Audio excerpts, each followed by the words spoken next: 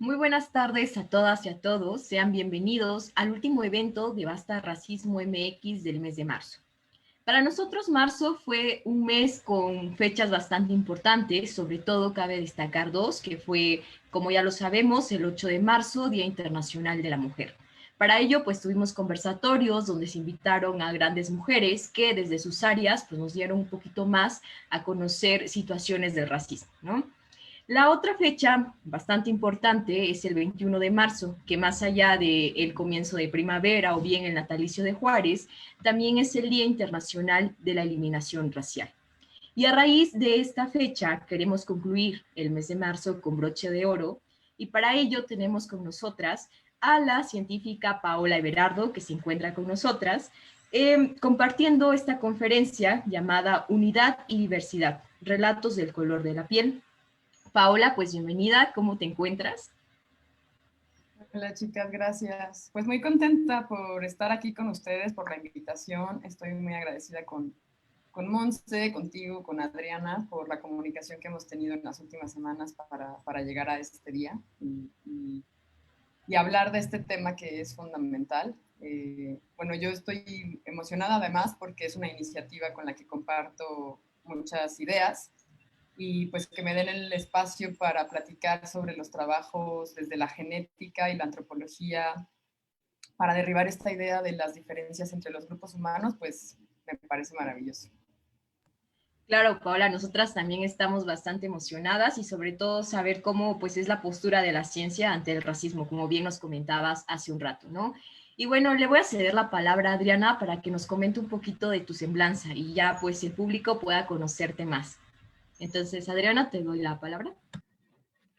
Hola, buenas tardes a los que nos están acompañando el día de hoy y gracias Paola por estar aquí. A continuación leeré tu semblanza. Paola Marcela Everardo Martínez, antropóloga física egresada de la Escuela Nacional de Antropología e Historia, donde se tituló con mención honorífica y cuya tesis Variación del ADN mitocondrial en población indígena mexicana del estado de Puebla, obtuvo el premio Javier Romero Molina a mejor tesis de licenciatura. Maestra en Antropología por la Historia por la Universidad Nacional Autónoma de México con la tesis Fenotipos de pigmentación y el mestizaje en México y doctorante del posgrado en Antropología del proyecto Evaluación de los fenotipos de pigmentación en población mestiza mexicana. Ha trabajado de manera cercana con diferentes comunidades en los estados de Hidalgo, Oaxaca, Puebla, Guerrero, Chiapas y Tabasco, y Yucatán, en proyectos de antropología genética abordando la diversidad biológica y cultural. Dichos proyectos han resultado en diversas publicaciones. Es miembro del Consorcio para el Análisis de la Universidad y Evaluación de Latinoamérica, Candela, desde 2010 junto con investigadores mexicanos latinoamericanos en Argentina, Brasil, Chile, Colombia y Perú. Como parte de los resultados se cuenta con múltiples publicaciones en revistas de alto impacto. Realizó una estancia de investigación con el Grupo de Investigación en Cáncer de la Piel y Genética de Poblaciones Malogen, en Castellón, de la Plana a cargo del Dr. Conrado Martínez Cadenas. Es profesora de las asignaturas de Genética, Procesos de Humanización, Prehistoria de América y Paleogenómica de las licenciaturas en Antropología, Física y Arqueología de la Escuela Nacional de Antropología, Historia y Genética en la licenciatura en Antropología de la Facultad de Ciencias Políticas y Sociales. Bueno, es una semblanza muy...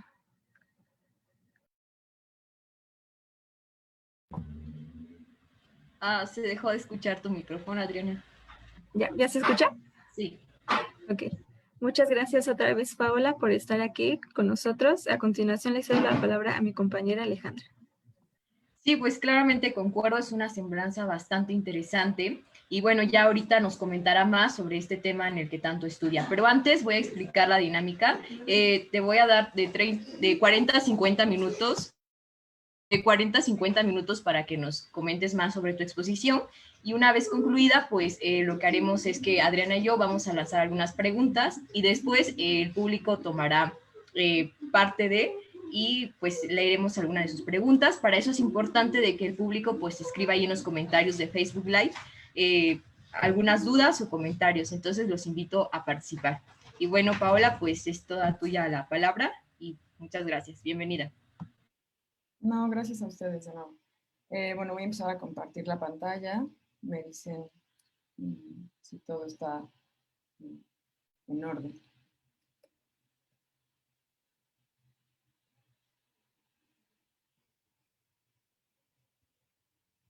Vale.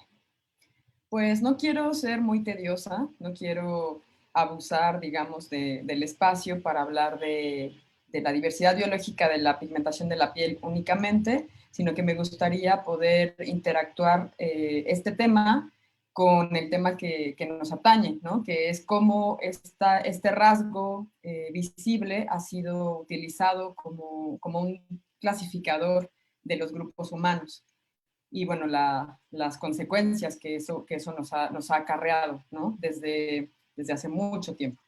Entonces, voy a iniciar como hablando de esta clasificación categórica, de un rasgo que en realidad es variable.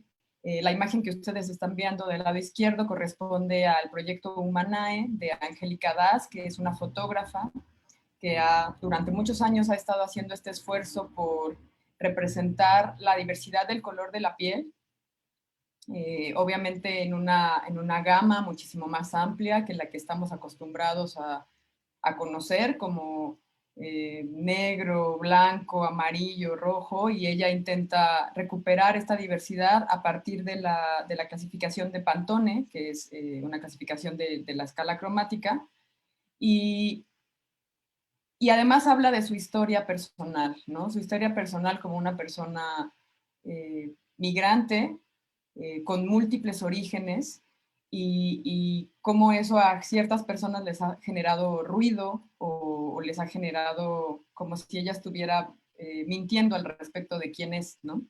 Por esta imagen que se tiene de que si tú eres una persona negra tienes que tener un nombre que sea africano y un origen africano y padres africanos y tienes que venir de cierto lugar, o si eres una persona blanca tienes que tener apellidos europeos o venir de ciertos lugares. Entonces, romper como con esa percepción, ella hace este esfuerzo fotográfico y a mí me parece invaluable.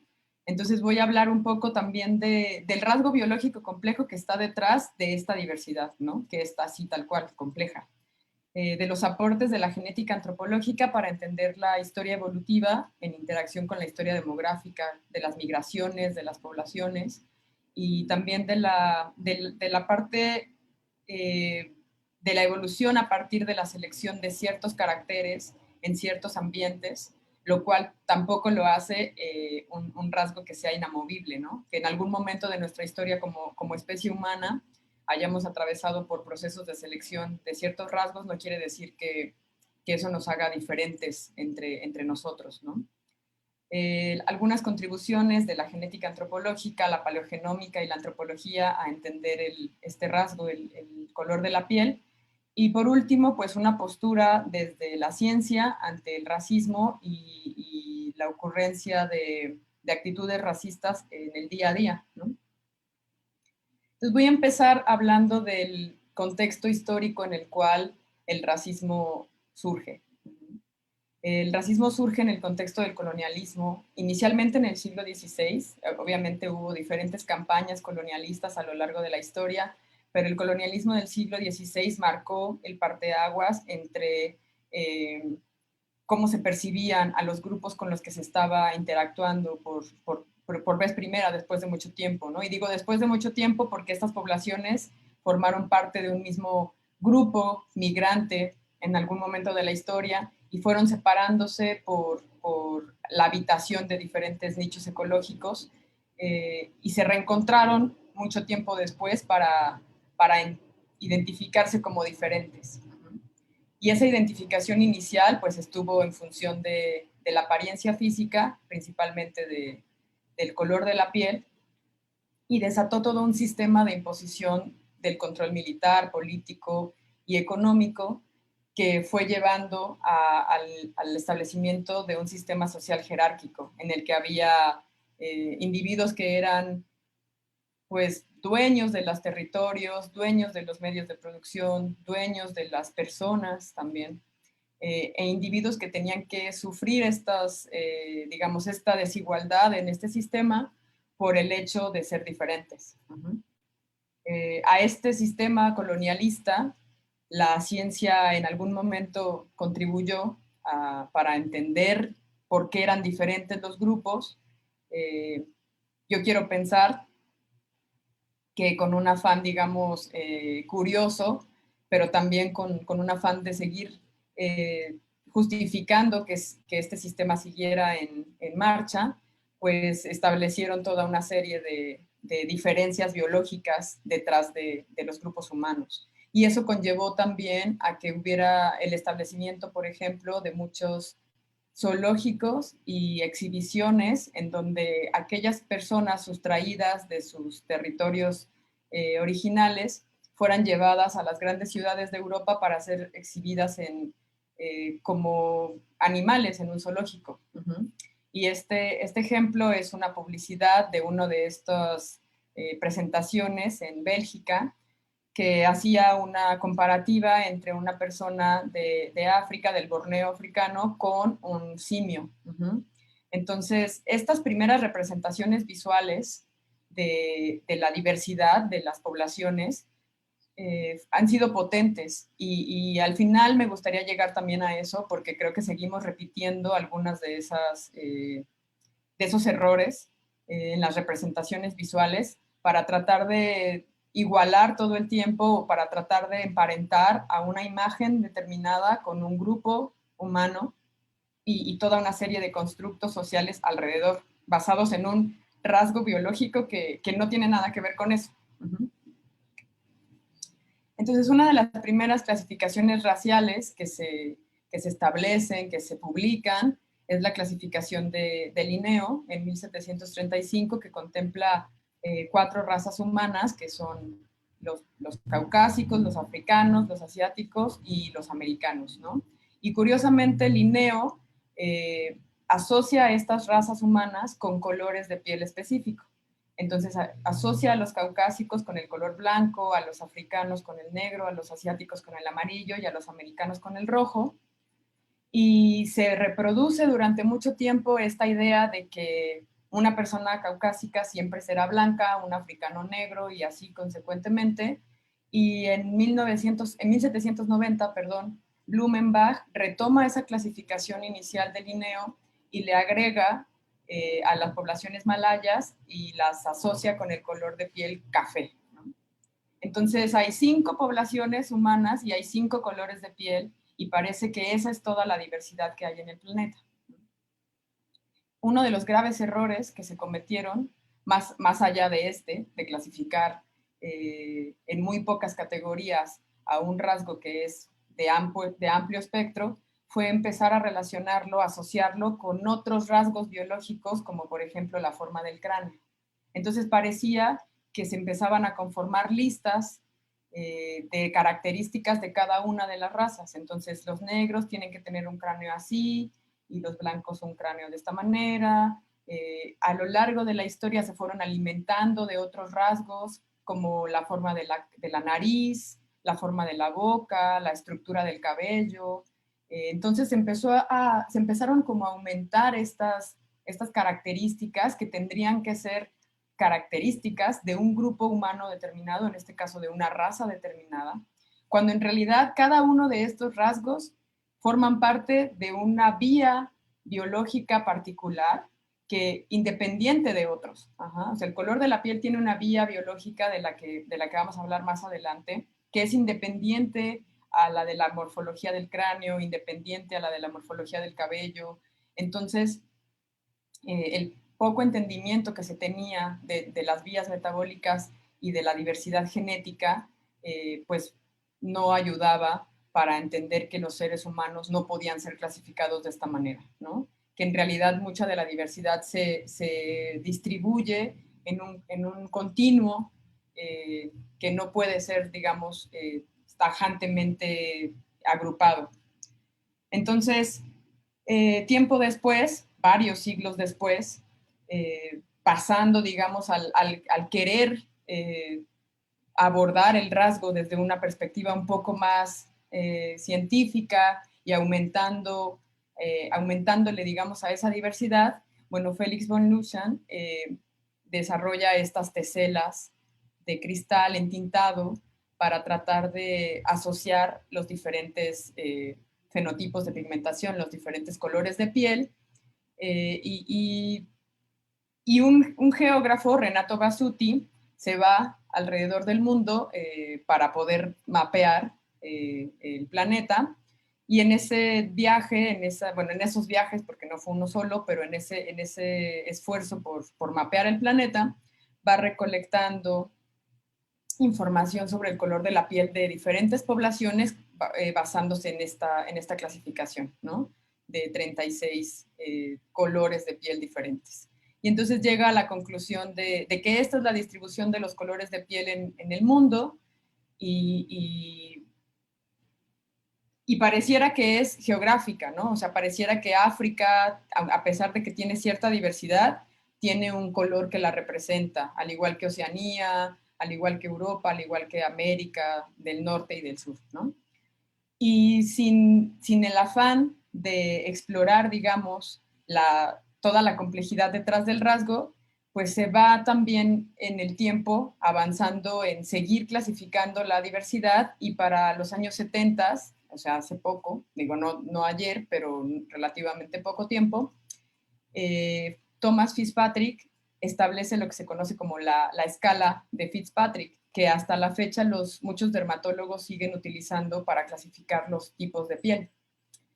Y desde el punto de vista de la clínica, pues puede ser que sea útil para los dermatólogos saber si las personas pues tienen una piel pálida y se broncean de mejor manera o de peor manera, pero la escala en sí misma contiene asociaciones entre grupos específicos y ciertos tipos de piel o ciertos colores de piel, que tampoco reflejan la diversidad en la realidad, ¿no? O sea, dista mucho de la expresión de la diversidad en la realidad, además de que tiene algunas clasificaciones que son muy ambiguas. O sea, podría ser una cosa o podría ser otra. En realidad no dicen nada del rasgo, ni explican el rasgo a partir de las moléculas que le dan lugar, ¿no? Entonces, bueno, de nuevo no se cumple, digamos, esta idea, este ideal de poder representar la diversidad de los colores de piel apegados, digamos, a un contexto científico, a un procedimiento científico, sino que se siguen reproduciendo la idea de que hay pocos colores de piel, y esos pocos colores de piel representan a todas las poblaciones mundiales con una, digamos, con una sectarización muy marcada, ¿no? Estos grupos tienen estos colores y estos grupos tienen estos otros colores. En realidad la biología del color de la piel es mucho más compleja, ¿no? Y es ahora a lo que quiero que entremos. Entonces, nosotros tenemos pigmento en realidad en muchas partes de nuestro cuerpo, no solamente en la piel, ¿no? Nuestro cabello, nuestros ojos, nuestros órganos también están pigmentados, nuestros fluidos corporales también están pigmentados, pero nuestro color de piel está principalmente definido o expresado por la acción de la melanina. Y la melanina se coloca en los estratos, en las capas más superficiales de nuestra piel. Nosotros tenemos una dermis y una epidermis. La epidermis es la capa más superficial, y esta capa más superficial tiene a su vez diferentes capas celulares, ¿no? Entonces el estrato, digamos, más superficial que nosotros tenemos es lo que se conoce como el estrato córneo, que es, al igual que nuestras uñas, una capa de piel que tiene queratina, en menor medida, porque nuestra piel no es tan dura como nuestras uñas, pero en menor medida le sirve esta capa de queratina pues como una barrera funcional. Y investigaciones recientes han demostrado que esta barrera funcional además nos permite no perder demasiada agua, no deshidratarnos en ese sentido. Pues nos permite colocar los pigmentos en un arreglo que proteja a las células, nos permite además tener una barrera para ciertos patógenos que puedan llegar a atacarnos por la piel, ¿no? En realidad nuestra primera barrera de contacto y nuestra primera frontera de contacto con el mundo, pues es eso, nuestra piel.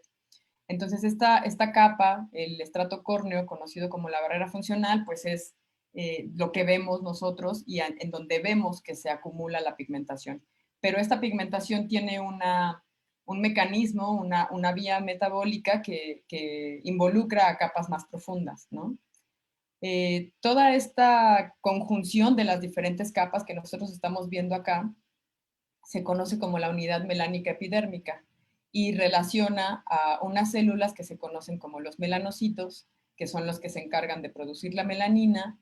Estas células despliegan una serie de ejes, pues sí, como de proyecciones celulares hacia capas más superficiales que van distribuyendo el pigmento, la melanina. Y así es como nuestros melanocitos cada cierto tiempo van liberando el pigmento porque, bueno, esta capa se reemplaza de manera, digamos, frecuente, ¿no? O sea, nosotros nos podemos quemar un día en el sol y veremos cómo a las pocas semanas o a los pocos días vamos a empezar a perder esa capa literal, ¿no? En una descamación. Entonces, este es un proceso que continuamente se está llevando a cabo y que está en relación con los estímulos que reciba nuestra piel, como por ejemplo la exposición solar, ¿no? Hay otros estímulos que también provocan la pigmentación, pueden ser estímulos eléctricos o de otro tipo. Por ejemplo, cuando te sufres una lesión, en el proceso de cicatrización, una de las cosas importantes también que van a ocurrir es que las cicatrices se van a pigmentar inicialmente para proteger esas capas de piel que son nuevas y que necesitan, digamos, crecer de manera óptima. Y poco a poco puede ser que las cicatrices vayan despigmentándose. Entonces, este proceso se lleva a cabo de manera regular en nuestro cuerpo e involucra a los pigmentos, que además tienen una función muy importante que es la fotorrecepción. Tanto la melanina con tonos, digamos, más oscuros como la melanina con tonos más claros tienen una capacidad fotorreceptiva. Esta imagen, esta molécula que estamos viendo del lado izquierdo, no quiero agobiarlo, sino es una cosa como de, entonces vamos a ver el carbono unido en tal parte, no, solo quiero tener una representación visual de la forma circular que tiene esta molécula y que la hace que cuando se le aplica una luz, absorba esa luz. Y entonces a los ojos no regresa la luz y nosotros lo observamos como un color oscuro. Por eso es que se le relaciona con los tonos oscuros.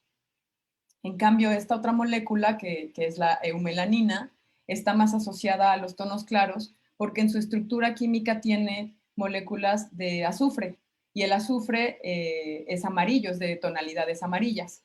Entonces, cuando tenemos esas moléculas de azufre, cuando una luz la incide, a nosotros nos regresa tonalidades claras, amarillentas o rojizas. Y esa es la razón por la cual algunos cabellos, por ejemplo, se ven oscuros. Yo tengo mucha eumelanina, mucha eumelanina, poca feomelanina, y sus ojos, mis ojos, ven mi cabello oscuro porque mi melanina está absorbiendo la luz que le refleja, ¿no?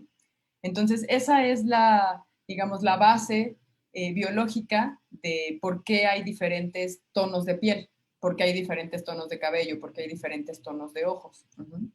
Y toda esa historia de por qué las poblaciones nos hemos ido diferenciando, pues es muy interesante y es lo que vamos a ver ahora, ¿no? Entonces, el color de la piel en realidad es un rasgo que aparece en nuestra especie, en los linajes que le dan lugar a nuestra especie hace aproximadamente 2 millones de años.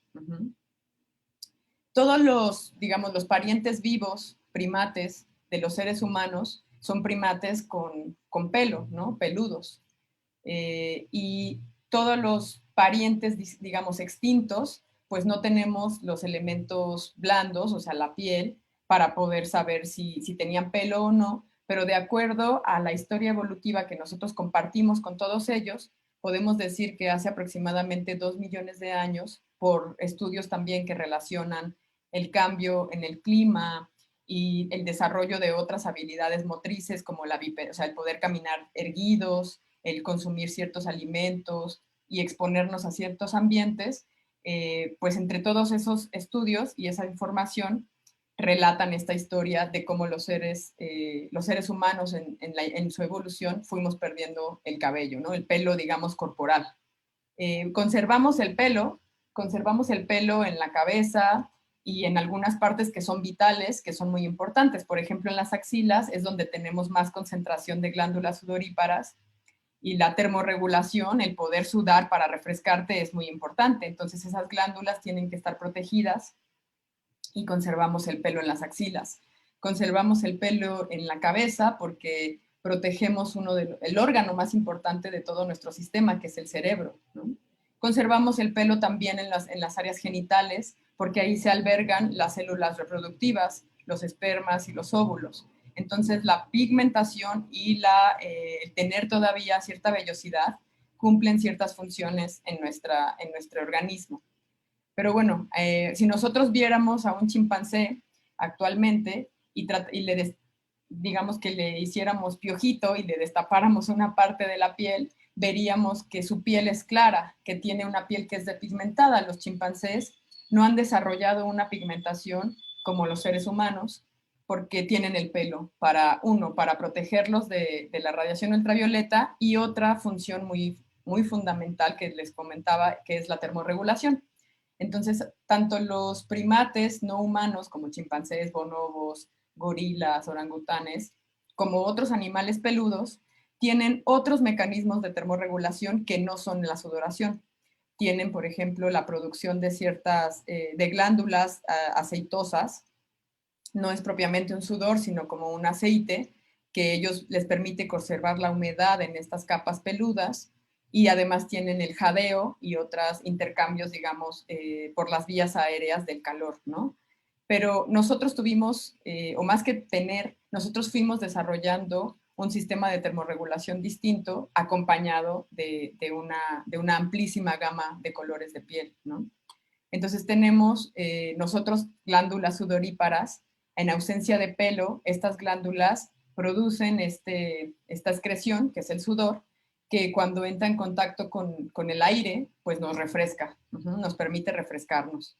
Entonces, en un ambiente determinado de muchísima exposición a radiación ultravioleta, de alta energía calórica, pues es necesario regular, porque los seres humanos pues no podemos sobrevivir a más de 37 grados centígrados, ¿no? Por eso cuando te da fiebre es urgente que te ayuden a bajarla, porque el cerebro y otras células pues empiezan un proceso de muerte por elevación de la temperatura. Entonces la termorregulación es fundamental en los seres humanos. Entonces nosotros perdimos el pelo, pero ganamos una pigmentación que nos protege del sol. Y a la par también desarrollamos un sistema de evaporación del sudor para poder termorregularnos. Entonces nuestra historia evolutiva en ese sentido es muy interesante, es muy rica, y nos permite ver cómo el efecto de la radiación ultravioleta, además, tiene múltiples consecuencias, ¿no? Una de las consecuencias es, evidentemente, el daño celular. Nosotros, si nos exponemos demasiado a la radiación ultravioleta, corremos el riesgo de que esa radiación ultravioleta penetre hasta las capas más profundas de nuestras células y que destruya o dañe el ADN. Lo que hace la radiación ultravioleta es, a partir de la liberación de ciertos compuestos y de ciertos elementos, como el oxígeno, ir oxidando a las moléculas, a las células, de manera que las secuencias empiezan a pegarse entre sí y ya no es posible cumplir con una replicación celular normal, sino que las células empiezan a replicarse de manera anormal, lo que puede dar lugar a neoplasias y un cáncer de piel, por ejemplo, u otras anormalidades dermatológicas. Pero no solamente es dañina la radiación ultravioleta. La radiación ultravioleta también tiene un aspecto que es benéfico para nosotros, para nuestro organismo, que es la capacidad de transformar un compuesto que tenemos nosotros en el cuerpo, que es el 7-dehidrocolesterol, en vitamina D a partir de la acción de los rayos ultravioleta. Entonces, este compuesto que está en nuestro cuerpo reacciona, interactúa con la radiación ultravioleta, transforma la vitamina D, y la vitamina D circula en nuestra sangre, pasa a nuestro hígado, se transforma en un compuesto más simple, llega a nuestros riñones y se integra en el metabolismo óseo. Entonces, la vitamina D es altamente importante, por una parte, para evitar que haya problemas en el metabolismo óseo, sobre todo en individuos que están en formación, ¿no? Embriones y fetos que están en gestación, y también para las personas en la vida cotidiana, porque contribuye a la absorción del calcio. Entonces, en esta etapa, digamos, tan importante del crecimiento, que puede ser la primera infancia y durante el proceso de gestación, cuando no hay una correcta absorción de vitamina D, las personas pueden desarrollar lo que se conoce como raquitismo. El raquitismo es un ablandamiento de los huesos, especialmente los que se ven afectados, sufren, son los huesos largos, como el fémur de las piernas. Entonces, el fémur tiene que cargar el peso del cuerpo humano, o sea, las piernas hasta cierto punto en ese sentido cargan el peso, y como no están lo suficientemente osificados y fortalecidos, pues se empiezan a pandear, ¿no? Y puede sufrir el individuo pues una fractura de esos huesos largos por falta de absorción de vitamina D. Entonces, este equilibrio, digamos, entre proteger a nuestras células de la radiación ultravioleta, pero permitir la cantidad correcta para poder tener un metabolismo óseo saludable, pues es algo que se vieron atravesados nuestros ancestros, ¿no? Las poblaciones humanas que estaban moviéndose por el planeta, ¿vale? Entonces, esa forma parte de nuestra historia evolutiva, y ahí es donde empieza a interactuar con nuestra historia demográfica. Los seres humanos nos originamos en el continente africano. Hay diferentes evidencias fósiles al respecto de esto, fósiles y de industrias líticas, bueno, la evidencia genética también apoya el origen de la especie humana en el continente africano. Entonces tenemos diferentes puntos en los cuales se han encontrado fósiles de gran antigüedad asociados a nuestra filogenia humana, pero los seres humanos no nos quedamos en un solo lugar, ¿no? Empezamos a migrar por todo el planeta, a ocupar diferentes espacios. En este caso, el mapa representa diferentes incidencias de radiación ultravioleta. Los sitios que son café, como color ocre, representan los lugares en donde la radiación ultravioleta es más importante, y aquellos lugares con colores más blancos, más grisáceos y azulescos, representan sitios que están menos expuestos a la radiación ultravioleta, ¿vale? Entonces, una vez que los seres humanos empiezan a migrar, pues empiezan a encontrar con diferencias en la altitud, en la latitud y en la incidencia de radiación ultravioleta. Y eso los lleva a tener que encontrar un equilibrio, o más que tener que encontrar un equilibrio, a que aquellas personas que viven en regiones en donde hay una gran incidencia de radiación ultravioleta desarrollan una pigmentación más importante, o sea, en mayor cantidad para protegerse de esa radiación, mientras que aquellas personas, aquellos grupos humanos que migraron hacia regiones en donde la radiación era menor, pues tenían que encontrar también un equilibrio con ese metabolismo de fotosíntesis de la vitamina D. La interacción de la radiación ultravioleta con estos compuestos del cuerpo para producir vitamina D y tener una salud, digamos, ósea óptima.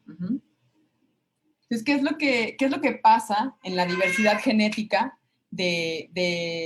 genética del rasgo, ¿no? Es un rasgo complejo que está contenido dentro de nuestra secuencia de ADN total. Nosotros tenemos alrededor de 3,000 millones de pares de bases de ADN. Únicamente un 1.5% de esas secuencias codifican para algo, para proteínas, para aminoácidos. Entonces, esas secuencias contienen alrededor de 30,000 genes.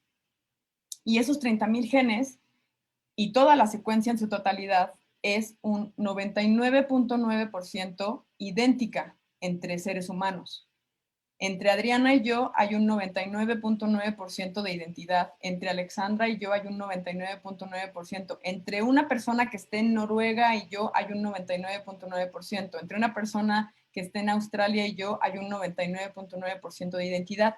Toda la diversidad que nosotros conocemos, que nosotros vemos, en la estatura, en la estructura del cabello, en el color de la piel, en la capacidad o no de degradar la lactosa, en poder o no degradar la glucosa, producir insulina, todo eso está compactado en ese 0.1%. Entonces, en realidad, esa idea de que los seres humanos somos radicalmente diferentes, profundamente diferentes, no se comprueba con los hallazgos científicos de la genética. En realidad, los seres humanos somos profundamente iguales y ligeramente diferentes.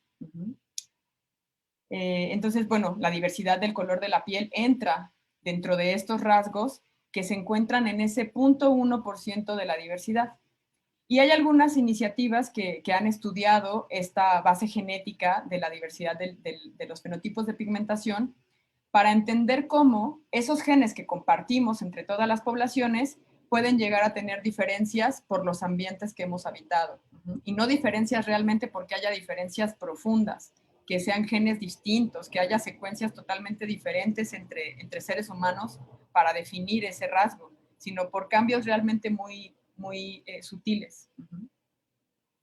Entonces, uno de los estudios que es bastante reciente, que es de uno de los, bueno, el autor principal es uno de los miembros también del consorcio Candela, que es Kaustuba Adhikari, y que se publicó en el año 2019, refleja cómo a lo largo de todo nuestro genoma, lo que estamos viendo aquí es una imagen que se conoce como Manhattan Plot, porque si lo vemos sería como un perfil de Manhattan con sus rascacielos, con estos picos, digamos, de los puntitos. Entonces, abajo tenemos cada uno de los cromosomas que conforman un genoma humano, del cromosoma 1 al cromosoma 22, y el par sexual, que es X y Y. Y aquí lo que vemos es cuántas variantes alrededor de este genoma están asociadas con la pigmentación de la piel. Entonces, lo que tenemos aquí es que hay muchas, ¿no? Hay unas variantes en el cromosoma 1, otras variantes en el cromosoma 5, otras en el cromosoma 6. Algunas son, digamos, un poco más, están más cercanas genéticamente y son muchísimo más, están asociadas de manera muchísimo más importante, como las del cromosoma 15.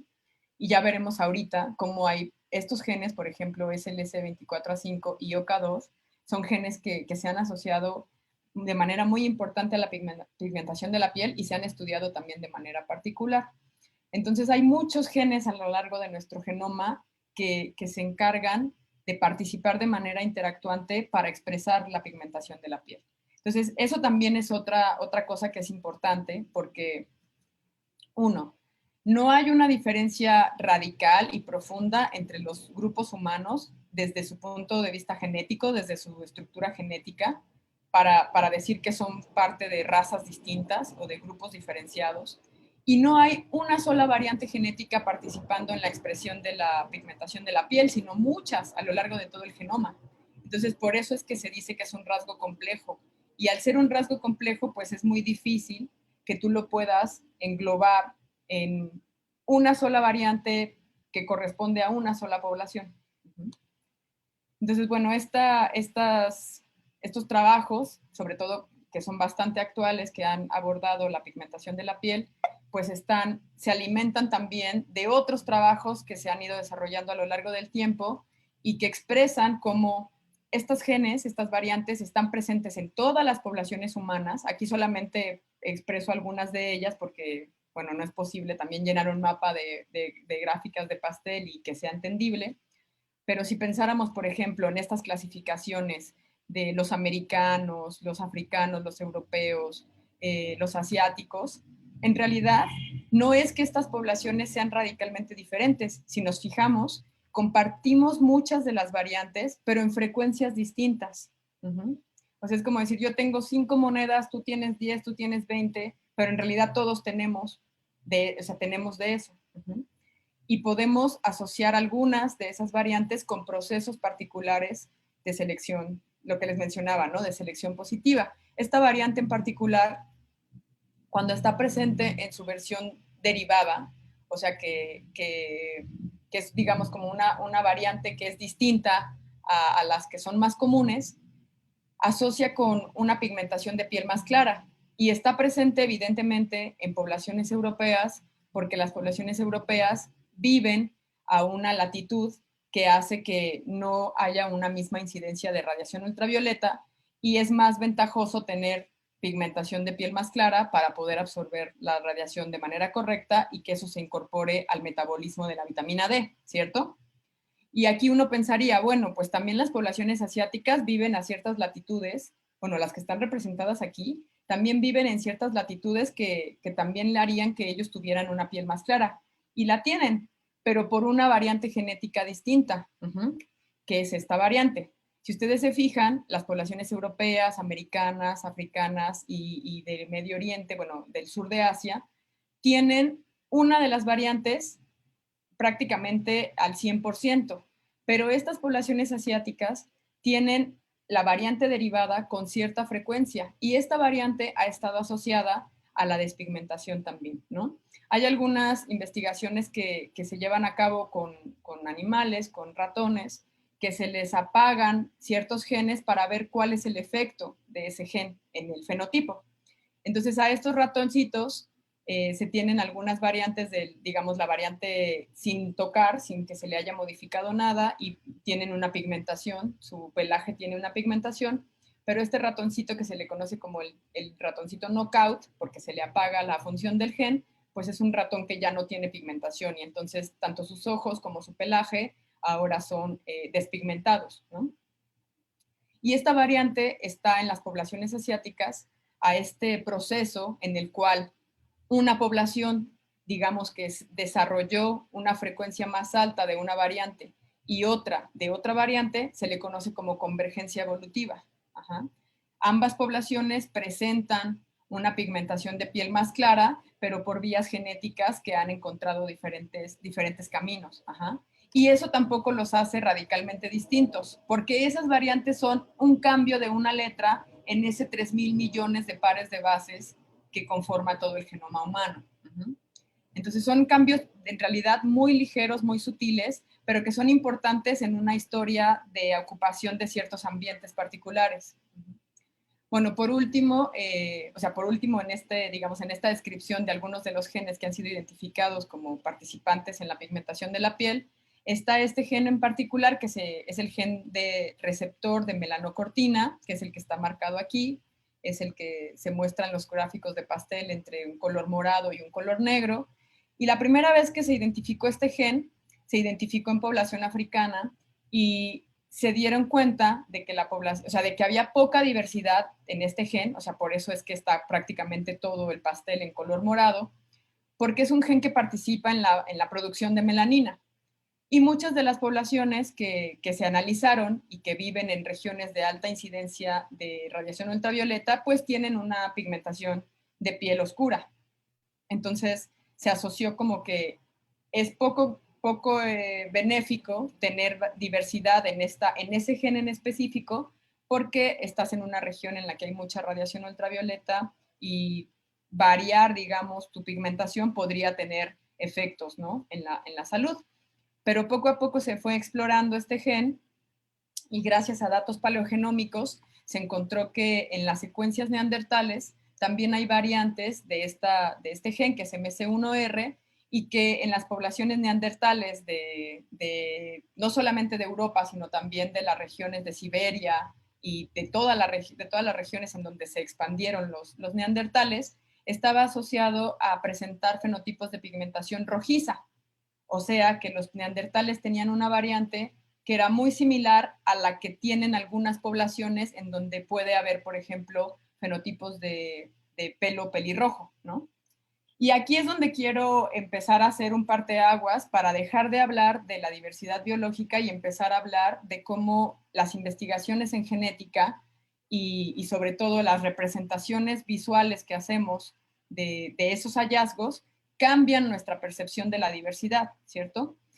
Quizá los neandertales habían sido representados durante mucho tiempo como estos individuos chaparritos y de cara y de complexión robusta y que se pensaba que eran inferiores a nosotros, cuando cada vez encontramos más evidencia de que tenían un pensamiento complejo, tenían generación de herramientas, de pintura rupestre, del lenguaje, o sea que no eran tan bárbaros ni tan salvajes como durante mucho tiempo los vimos, y ahora también podemos verlos, o sea, verlos físicamente con otros rasgos que han cambiado nuestra percepción de ellos. Entonces, quiero brincar a esta parte de cómo la ciencia puede contribuir a ir derrumbando algunas ideas de cómo se debe de ver una persona cuando su origen es determinado, cuando su lengua es alguna lengua, o cuando se autoadscribe como perteneciente a un grupo cultural, porque todas esas cosas corresponden a cosas de naturaleza distinta, de complejidad diferente. Entonces hay un ejemplo muy lindo que es un hallazgo que se hizo en el sur de Inglaterra, que fue datado en 9000 años, y que a partir del hallazgo y del deseo de representar a ese individuo que se había encontrado por parte del Museo de Historia Natural, pues se hizo esta reconstrucción del individuo con un color de piel determinado, con un color de cabello, incluso le pusieron una barba y reconstruyeron también algunos de los golpes que muy probablemente le dieron muerte. Mucho tiempo después, en el 2018, un artículo de Brace revela que esa apariencia que se pensaba que tenían las poblaciones del Neolítico europeo muy probablemente era muy distinta. Porque a partir de recuperar ciertas regiones del genoma de este individuo que había sido representado de esta manera, se pudo hacer una reconstrucción de su color de piel, de su color de cabello y de su color de ojos. Y eso cambió la percepción de la diversidad que se tenía. Hace 9000 años en Europa, muy probablemente estaban conviviendo individuos que tenían esas variantes genéticas que les permitían tener una pigmentación más clara, pero también había individuos que tenían una pigmentación oscura y que podían quizá obtener la vitamina D de fuentes de alimentación. O sea, también la biología tiene que alimentarse de otras fuentes de información, como por ejemplo el acceso a recursos, el paleoambiente, el paleoclima, para entender que quizá la diversidad genética puede estar representando una parte, pero no el total de la complejidad en el desarrollo de la vida cotidiana de los grupos humanos, que creo que es el ejemplo de Che Darman, ¿no? Que es este individuo.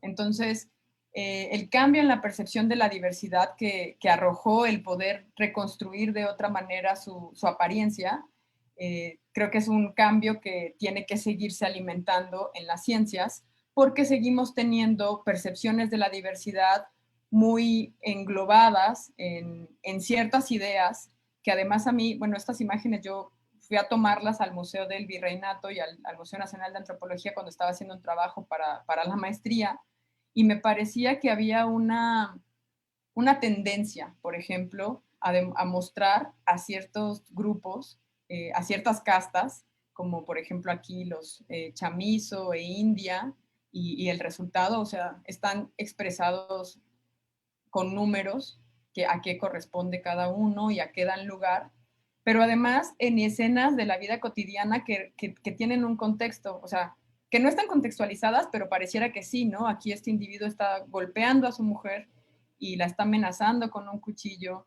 En esta otra escena, esta mujer está golpeando a este hombre, el bebé está ahí a punto de volar, y lo mismo en esta otra escena. Entonces, cuando las comparas con otros grupos, como por ejemplo españoles y albinos, no estás viendo esas representaciones también de violencia, ¿no? O sea, hay una carga ideológica también en representar a estos grupos con ciertas características, con cierta apariencia física, ¿no? Así como lo hacían en el siglo XVI en Europa, pues en México en el siglo XVIII se volvió a replicar. Y lo peor de todo es que en la actualidad algunas publicidades o algunas ideas que además son masivas, lo siguen haciendo, siguen representando a ciertos grupos con ciertas apariencias físicas, y eso, bueno, es altamente dañino porque, como lo reporta el doctor Patricio Solís del Colmex en su encuesta sobre la desigualdad y los tonos de piel, pues el racismo aparentemente sigue, o sea, continúa dejando trazas de desigualdad sistémica. O sea, es un sistema que es histórico y que es sistémico y que relaciona la apariencia física o la lengua o la adscripción étnica con la clase social y con los niveles de consumo o con la capacidad de consumo que tienen los individuos, y que la publicidad y algunas ideas que son, digamos, de gran escala, pues siguen reproduciendo también, ¿no? En la actualidad. Entonces tenemos, por ejemplo, la publicidad de la cerveza Indio, que trató de darle como un carácter positivo a una palabra que es peyorativa, que en México se ha utilizado a lo largo de la historia de manera peyorativa, pero digamos que el gran desatino fue que seguramente ninguno de estos chicos que sirvió como modelo para la publicidad ha sufrido nunca de una actitud racista, ni tampoco se encuentran, como lo demuestra la pirámide, en los estratos de desigualdad más grandes, ¿no? Ellos muy probablemente estén por encima de esa, digamos, de esa barrera en la cual pueden acceder a mejores sueldos, a mejores trabajos, a una educación y a un sistema de salud digno. Y bueno, ahí me parece que es una representación muy acertada de cómo nos queremos representar en México sin querer ver realmente la diversidad, ¿no? Y luego está esta publicidad que ha circulado últimamente los medios, que es la publicidad de un partido político, del cual no voy a hacer mención, pero que refleja, digamos, cómo hay una asociación entre una apariencia física, un color de piel y un estado, una clase social, ¿no? Y un estrato, digamos, socioeconómico. Y nunca hubieran pensado en utilizar a una persona blanca para representar ese papel. ¿Por qué no? Porque pareciera que nos hace cortocircuito, ¿no?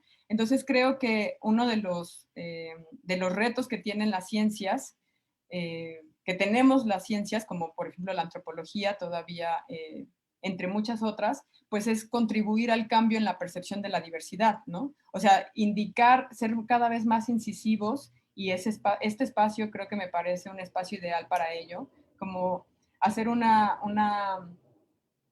declaración abierta de que la ciencia no apoya de ninguna manera la clasificación racial, y que en realidad la diversidad que se representa asociada a algunos grupos específicos es una diversidad que existe acá y que forma parte de ese racismo interno que tenemos y que es histórico, ¿no? Y que, bueno, gracias por el espacio para contribuir a decir esto, o sea, decir que no existen las diferencias raciales entre los grupos humanos, que en realidad nuestra diversidad es producto de un porcentaje muy pequeñito de nuestra biología, y que en realidad el racismo está sostenido en ideas, en imágenes, en actitudes, ¿no? Y pues eso es todo. Les agradezco mucho, chicas. Traté Buenísimo, de ser Paola. súper rápido. No, fue bastante buena la explicación, bastante interesante. Y justamente lo que tú dices, ¿no? Vivimos arraigados con este color de piel, incluso hasta entre los chistes, ¿no? Ahorita lo último que mencionabas, me estaba acordando de esos memes que están luego en Facebook, que te pone como una paleta de colores, ¿no? Y te dice, si eres de este tono a este, tú comes, no sé, en restaurantes buenos, pero si tú eres de estos tonos más oscuros, comes en el mercado. Y entonces pareciera como que de repente todos lo comparten y dicen es que no es ofensivo, pero de alguna manera pues tiene una connotación social y bastante pues dañina, ¿no? Para ciertos grupos y para seguir reproduciendo toda esta cuestión del racismo. Pero bueno, a mí sí me gustaría preguntarte algo, ¿no? Justamente con esto de la pigmentación, recuerdo que hasta en 1922, recuerdo que había como un proyecto en Colombia, ¿no? Y constitucionalmente estaba escrito de que querían, de cierta manera, mermar el color negro, ¿no? Y mermar a estas poblaciones un tanto pues que es todos los afrocolombianos, ¿no? Entonces decía la Constitución, queremos el blanqueamiento, por lo tanto vamos a traer a personas blancas, europeas, a nuestro continente y sobre todo pues a nuestro país, ¿no? En este caso, la ciencia, ¿qué diría? O sea, de alguna manera, por los cambios geográficos, esta cuestión del blanqueamiento iba a funcionar. O sea, sí va a haber como este color de piel que tantos querían o no, porque la cuestión geográfica de alguna manera no lo iba a permitir.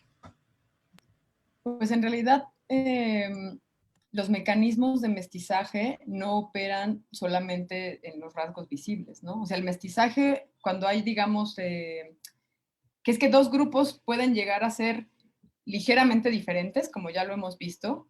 Cuando se unen, no es directamente que los rasgos se vuelvan intermedios, ¿no? Como esta idea que había, como de si tienes un negro y un blanco, entonces si los juntas, el resultado va a ser una persona de color intermedio. En realidad es que los rasgos, los fenotipos de pigmentación no tienen esos patrones, y de hecho muy pocos patrones en nuestra genética tienen esa modo de herencia, ¿no? Que si juntas extremos se logran intermedios. En realidad, yo creo que no hubiera funcionado porque la genética no funciona de esa manera, ¿no? Son muchísimos más los patrones de interacción que hay entre los genes, lo vimos, ¿no? En el Manhattan Plot, son tantos los genes que están involucrados que, y son tan diferentes, digamos, hasta cierto punto en sus frecuencias entre las diferentes poblaciones, que no es posible hacer una predicción del resultado del apareamiento de dos personas de grupos diferentes, ¿no? Y digo grupos diferentes porque pues todos tenemos una historia común en África y posteriormente en las migraciones fuera del continente africano. Entonces, ¿qué tan diferentes somos? Pues en realidad muy poco. O sea, ese 0.1% que hemos visto. Entonces, no creo que les hubiera funcionado su plan, pero entiendo lo que quieres decir porque también en México ocurrió, ¿no? O sea, muchas iniciativas estaban tratando de evitar la reproducción en ciertos grupos vistos como indeseables. Entonces, más que querer como, o sea, obviamente sí, en México el Proyecto Nacional del Mestizo como que nos ha llevado a borrar a los grupos, sobre todo a los grupos indígenas, ¿no? Decir, no, es que México es mestizo, pues porque no queremos ver como o sea, no queremos ver a los grupos indígenas como parte de la realidad social y mejor que se vayan diluyendo en el mestizaje, ¿no?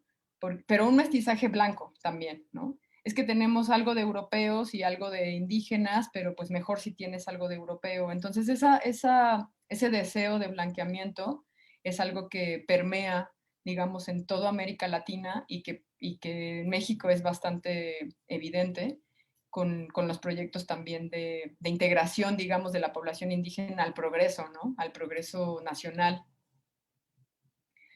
Pues sí, es fuerte. Sí, muchas gracias. Y aún así se siguen persistiendo, o sea, ciertos proyectos de este tipo de blanqueamiento que lo ven como, como tú dijeras, ¿no? Bastante fácil, como si fueras a blanquear, como si agarraras dos botecitos de pintura y dijeras, no, pues voy a combinar y sale de la nada, ¿no? Cuando aún es, como tú misma dices, es más complejo esta cuestión de la estructura genética, ¿no? Bueno, y le cedo aquí a Adri, que también tenía otra pregunta, antes de pasar con el público. Sí, claro. Okay. Bueno, retomando este tema de los pueblos indígenas, ¿tú cómo considerarías que la perspectiva de México, cómo se adentra en el dominio cultural de la noción del mestizaje y cómo explora su papel que juega con el color de piel en las oportunidades de los pueblos indígenas? Pues creo que nos tiene que dejar de importar el color de la piel. O sea, Sí. creo que el error es ese, ¿no? O sea, como querer clasificar a los grupos en función de su color de piel. Y entonces nos tiene que dejar de importar eso porque el color de la piel es una acumulación de células. O tienes más células, tienes más melanina o tienes menos melanina, pero no te dice nada más. Y no te dice nada más del grupo. En realidad, o sea, es un espectro de su diversidad, ¿no? Como puede ser tener el pelo corto o tener el pelo largo. O sea, también son células acumuladas. Lo que tenemos que hacer es eso en primera, o sea, como dejar de relacionar el color de la piel con tener ciertas actitudes, o sea, con tener ciertas capacidades o tener cierta predisposición para algo. El color de la piel nos está hablando de cómo se acumula la melanina en la epidermis y no nos está, o sea, lo que nos está hablando, el que haya diferencias ahora, o sea, que podamos diferenciar a los grupos por el color de la piel, es que nos ha importado eso y hemos dejado de lado a la población por un rasgo que no define realmente nada, ¿no? O sea, que no nos dice el derecho que debería tener una persona o no para acceder a un estilo de vida digna, a una educación digna, a una salud digna. Entonces, más bien creo que es eso, pues, que que tenemos que dejar de relacionar no solamente el color de la piel, sino muchos otros rasgos que creemos que son, por ejemplo, la lengua, o sea, que las personas dejen de hablar su lengua porque eso los asocia a un grupo y ese grupo está bajo en la escala social, en la jerarquía social, y entonces, no sé si me explico, porque ya siento que estoy un poco redundando, pero a eso me refiero, pues, o sea, que todo eso que históricamente nos hemos esforzado por porque marque las diferencias en la escala social y en la escala social desigual, tiene que dejar de ocurrir, ¿no? Todos tendríamos que tener acceso, poder tener acceso a lo mínimo indispensable y más, sin que importe nuestro color de piel o nuestra lengua o nuestra adscripción étnica, eh, o nuestra preferencia sexual, ¿sabes? O sea, como muchas, todo lo que atraviesa la interseccionalidad, pues, y que podría hacernos susceptibles a sufrir una actitud racista y de discriminación, ¿no? Porque cualquier actitud discriminatoria es aberrante, pero la más aberrante es aquella que está basada en algo que una persona no puede controlar. O sea, tú no puedes controlar tu color de piel o tu origen, tu historia personal, y eso te condiciona para recibir ciertos beneficios o ciertos perjuicios, y eso es lo que está mal, pues el sistema es el que está mal. Sí, así es. Y tienes mucha razón, ¿no? Porque he visto actitudes de otros, de otros mexicanos hacia algunas personas que son indígenas por esto de que permanecen con su vestimenta, permanecen con su lengua materna, y esto se me hace un acto muy, muy racista por su parte, porque ellos como que no ven la realidad de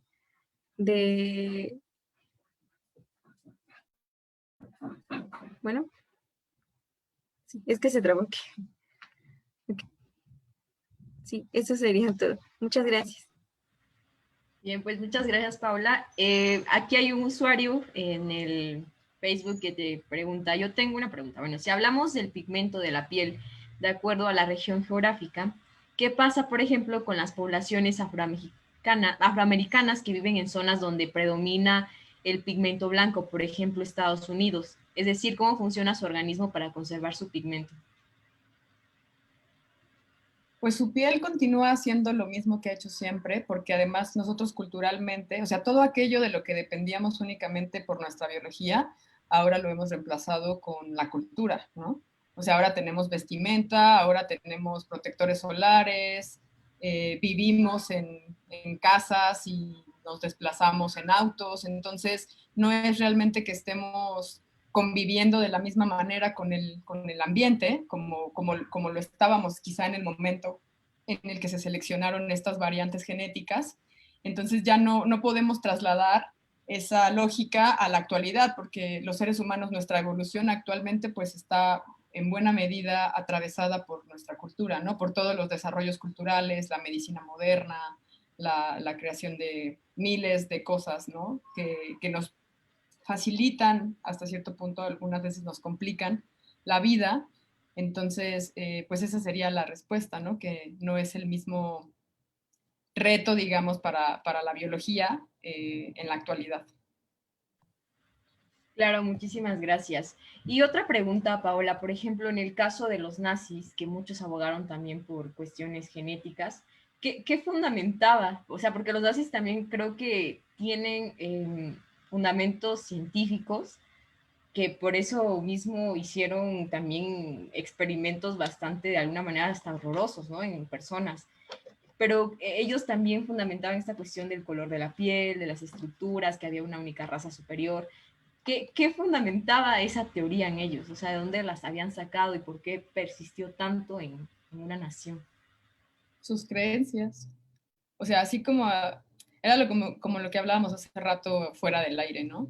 Yo puedo mostrarle las imágenes satelitales a una persona que cree que la Tierra es plana y decirle, no, mira, la Tierra es redonda y desde hace bueno, no miles, pero cientos de años, un astrónomo demostró que la Tierra era redonda y teníamos una órbita alrededor del Sol y puedo tener miles de argumentos científicos, pero si una persona quiere creer que la Tierra es plana, va a creer que la Tierra es plana. ¿no?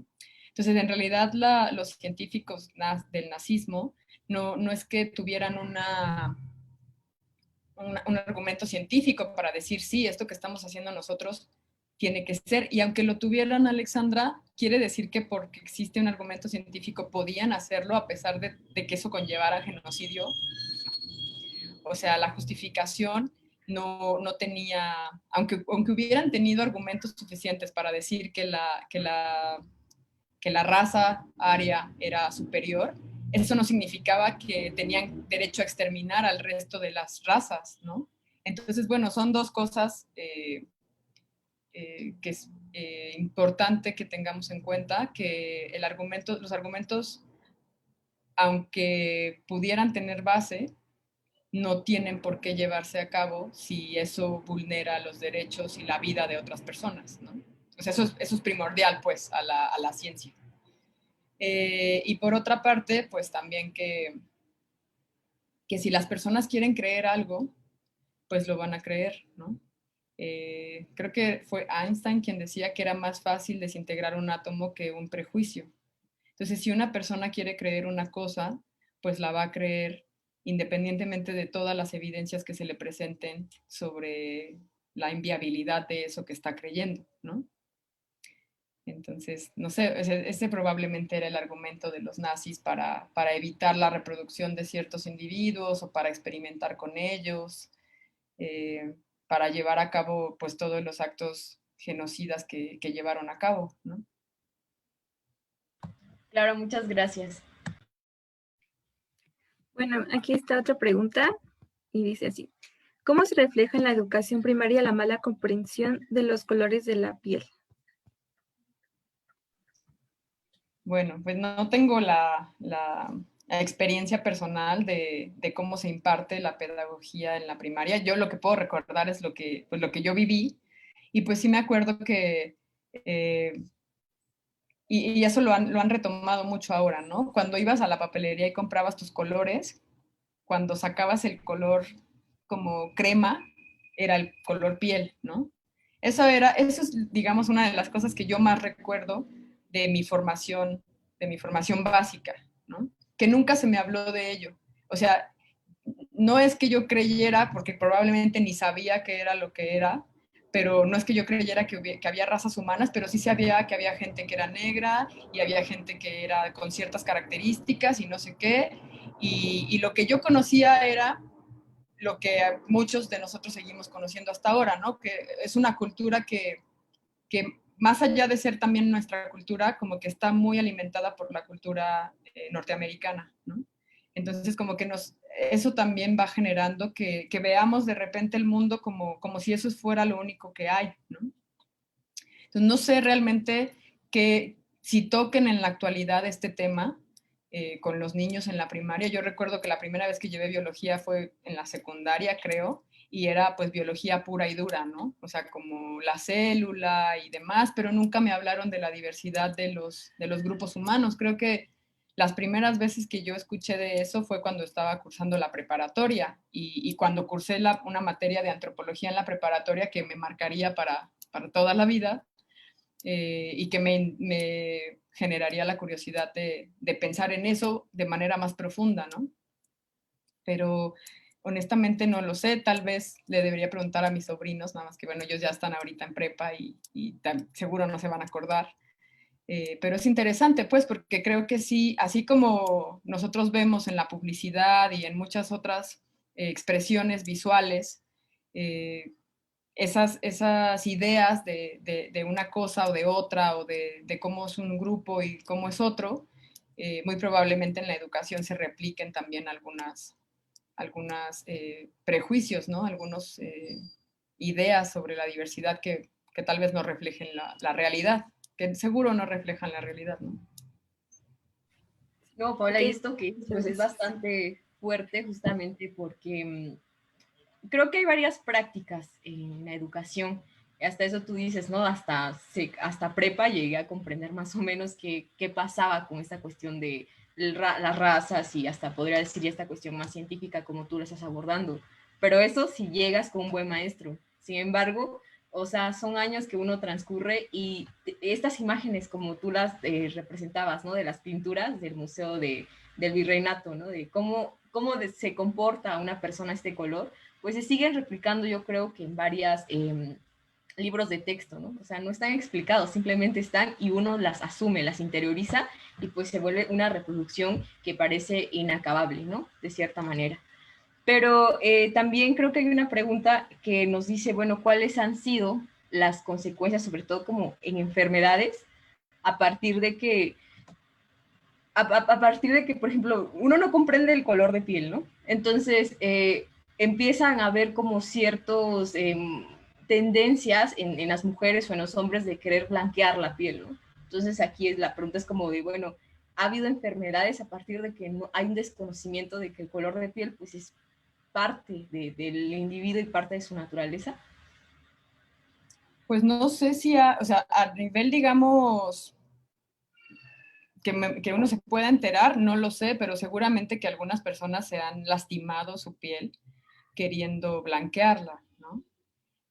Además de que, así como lo platicamos, este reemplazo de las células de la piel es tan concurrente, o sea, bueno, tan recurrente. Imagínense que yo, pues no sé, me hago un tratamiento químico que quema, digamos, esa capa y la deja sin melanina. De todas maneras, el mecanismo de producción de melanina sigue ahí y va a volver a surgir, ¿no?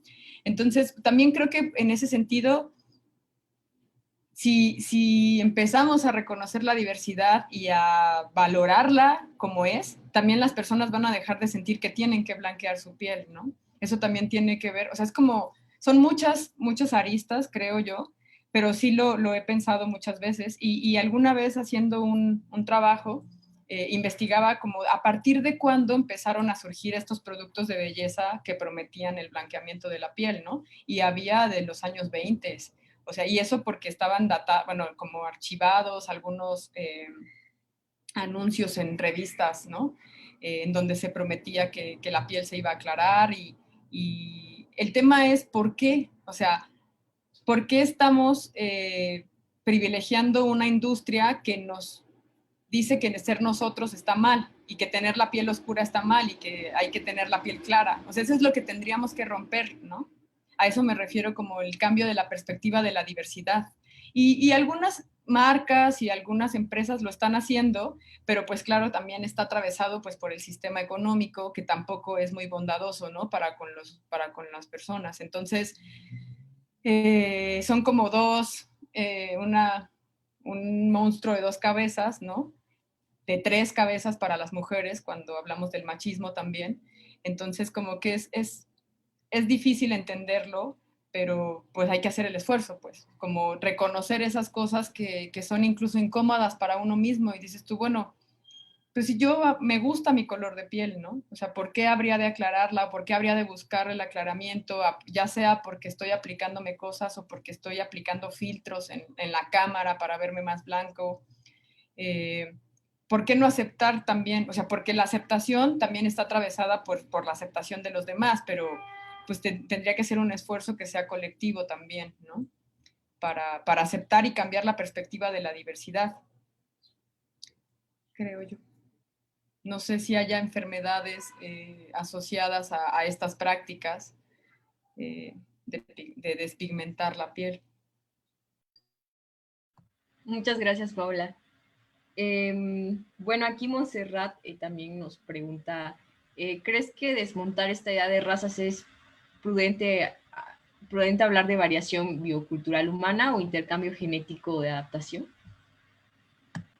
Como para suplir el concepto.